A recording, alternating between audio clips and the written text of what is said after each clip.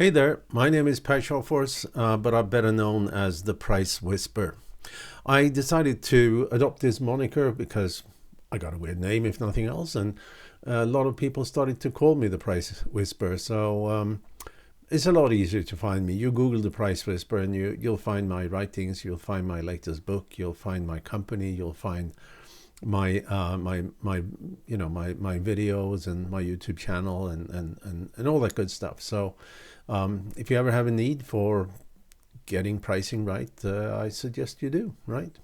Anyway, today I'm going to talk about dynamic pricing.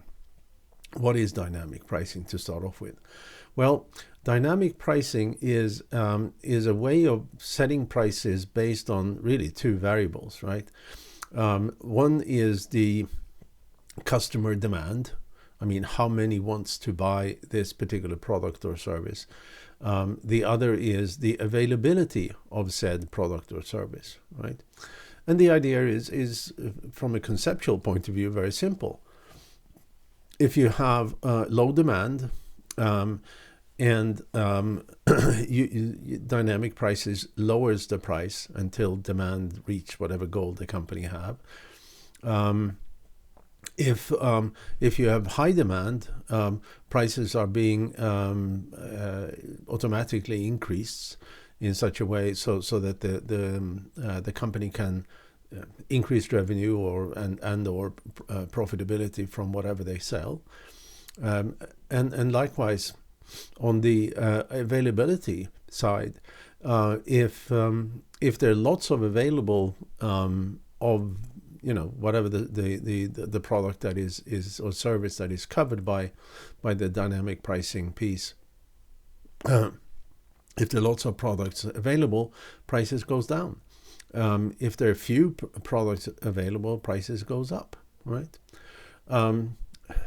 There's a lot of people who claim that dynamic pricing is sort of the ultimate goal of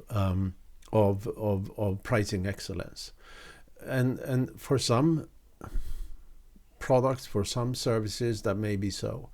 For most, it is not, right?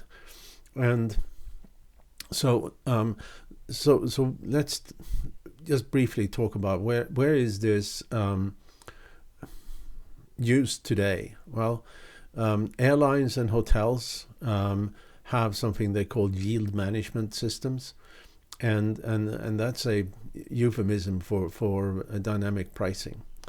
And what does it mean? Well, it means that they look at how many inquiries do they have for a particular hotel room, for a particular flight on a particular date, right? What is the inventory, meaning airline seats and rooms for that particular date? And the system then, based on the rules I just mentioned, is trying to come up with a price that would maximize the company's sales volume and revenues, right? Obviously, in each case, they want to sell every single airline seat. They want to sell every single hotel room, right?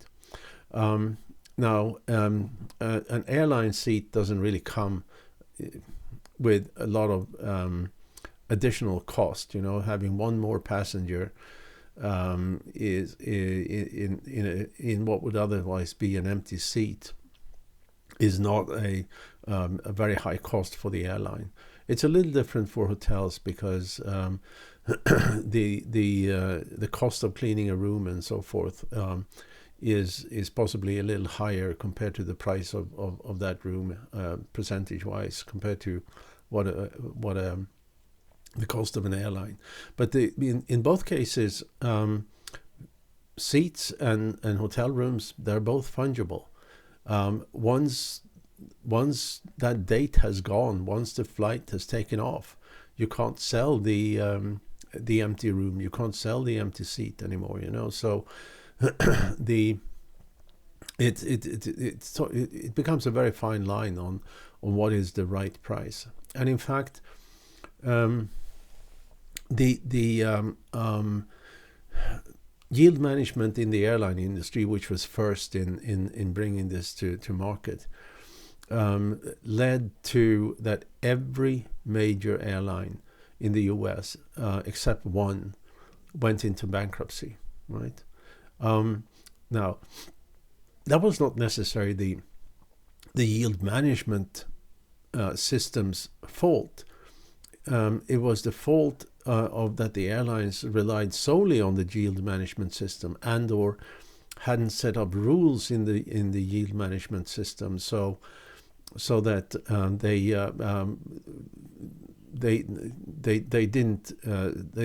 didn't suddenly see this tremendous decline in revenue as they had. And of course, I'm simplifying here. Obviously, I mean, I'm sure there are experts out there that only do yield management system and that knows more intricate details than I do. But when this was first introduced, and it was done by American Airlines in, I think, 1986 or 1988, the then CEO of American Airlines said that this is the most important development in our industry since the jet engine, right? The first year for American Airlines, it added about $1.5 billion or so in revenue, and it completely killed profits, right? Why? Because it didn't take long time for consumers to learn how to game the system. I mean, imagine you're sitting in one airline seat. You paid $800 to go somewhere, and the person in the same uncomfortable, crammed seat next to you paid only $300, right? And as these two persons start to talk, the one that paid the higher price realized that the person paid the lower price bought the ticket 2 weeks in advance or 3 weeks in advance or whatever it could be, when the demand was low.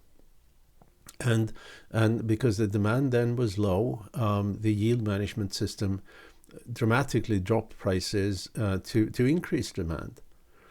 And of course, the ones buying the more expensive ticket, the next time that person would fly would buy a ticket at a much lower cost, with a few weeks of planning. So paying $300 instead of $800 for that same seat, right? Well, lower prices meant that more people were flying, but again, it killed profitability. So yield management is dangerous in many ways, and it must be controlled very carefully, and it must have business rules that sort of limits how it can change those prices back and forth, right? I recently I read an article that somebody was suggesting for restaurants to start having dynamic pricing. I mean, in a way they have. If you've ever been to happy hour and have discounted drinks and discounted food, that's a way of doing yield management, right? To pull in people in the restaurant at an earlier time in a day for drinks and dinner when the restaurant otherwise would be pretty open, pretty empty. I don't think that dynamic prices for menu item is a good thing, though, and that's because there's another issue here. If you as a buyer, I as a buyer, we want to know, we want to have certainty in what we're paying. We don't want to go to a restaurant and suddenly see completely different prices compared to what we saw last week, right? Or 2 weeks before, whatever it may be, right? We want to know that the prices stay constant. Well, they can change, once a year or something like that. That's fine.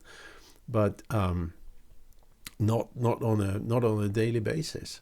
It just alienate customers and will not have the desired effect on revenue and profits that the company wants, right? So I think that's a really bad idea.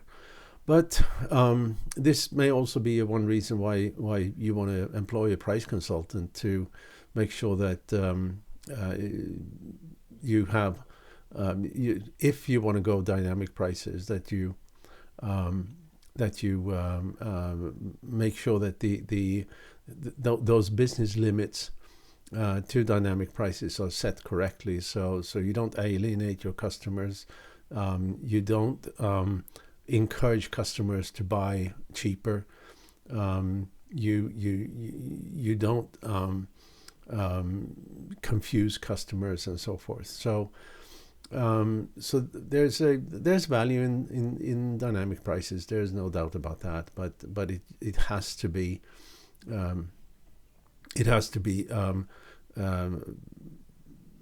implemented with great care and caution, right? And it certainly is not what some people believe is the ultimate way of setting prices. At least that's my opinion. All right, thank you so much for your time today. I hope you enjoyed this little video, and I'm looking forward to see you on the next one. Thank you so much. Bye.